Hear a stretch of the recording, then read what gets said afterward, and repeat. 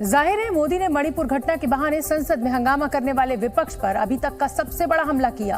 PM ने साफ साफ कहा कि जो लोग सत्ता पाकर देश को तोड़ना चाहते हैं वो ईस्ट इंडिया कंपनी और इंडियन मुजाहिदीन जैसे नाम रख रहे हैं। यानी पीएम ने विपक्ष के आक्रामक रवैये का जवाब उसी तेवर में देने का संदेश बीजेपी के सांसदों को दिया, जिसके बाद बैठक तो खत्म हो गई, लेकिन संदेश की गूंज बाहर सुनाई पड़ने लगी कि इंडियन नेशनल कांग्रेस एक अंग्रेज ने बनाया था, ईस्ट इंडिया कंपनी भी अंग्रेजों ने बनाया था।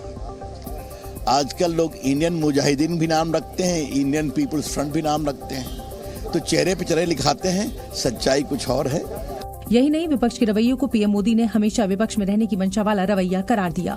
उनके व्यवहार से ये दिखाई पड़ता है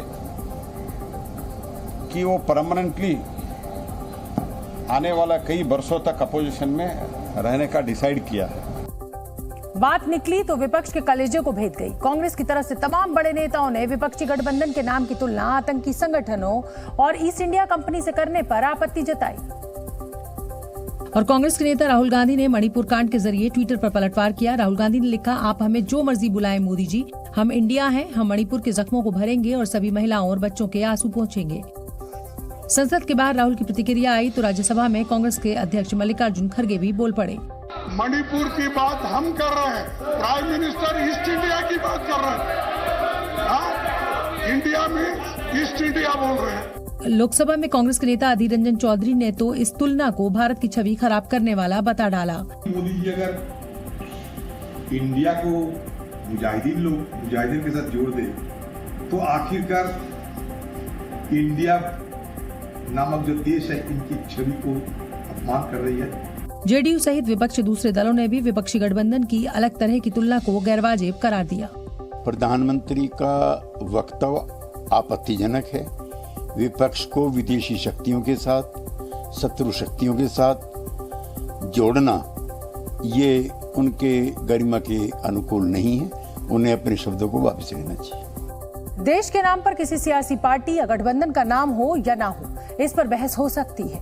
प्रधानमंत्री मोदी ने विपक्षी गठबंधन के नए नाम की कुछ संगठनों से तुलना कर इसी बहस को हवा दे दी और तीर निशाने पर लगा तो एनडीए के कई नेता इस बहस को आगे बढ़ाते दिखे।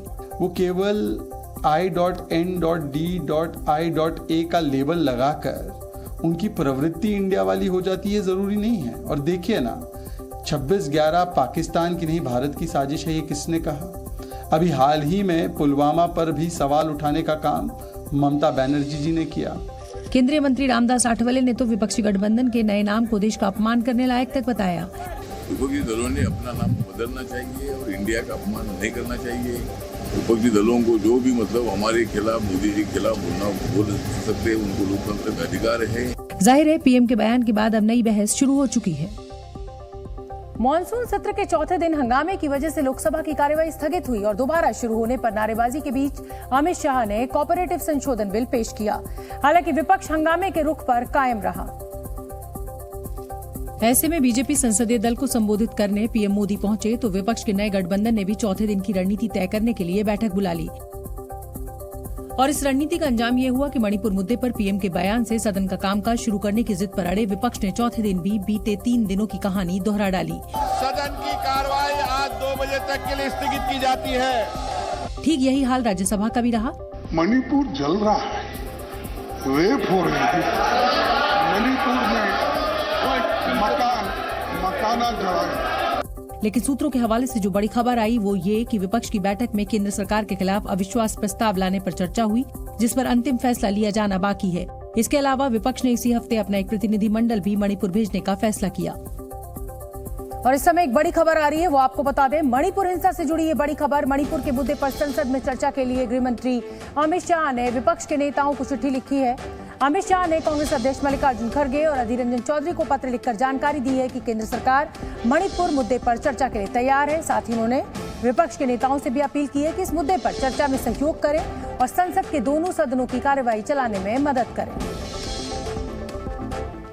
तो अब गृह मंत्री अमित शाह ने संसद को आगे बढ़ाने के लिए चिट्ठी लिखी है। विपक्ष के नेताओं को चिट्ठी लिखी गई है और ये जानकारी दी गई है कि सत्ता पक्ष जो है, सरकार यानी मोदी सरकार, तैयार है मणिपुर पर चर्चा करने के लिए, लेकिन ये चर्चा सकारात्मक होनी चाहिए और सदन जब आगे बढ़ेगा तभी ये चर्चा आगे बढ़ पाएगी, चर्चा हो पाएगी। तो ये पत्र हम आपको दिखा रहे हैं। संवेदनशील मुद्दे पर विपक्ष चर्चा करे।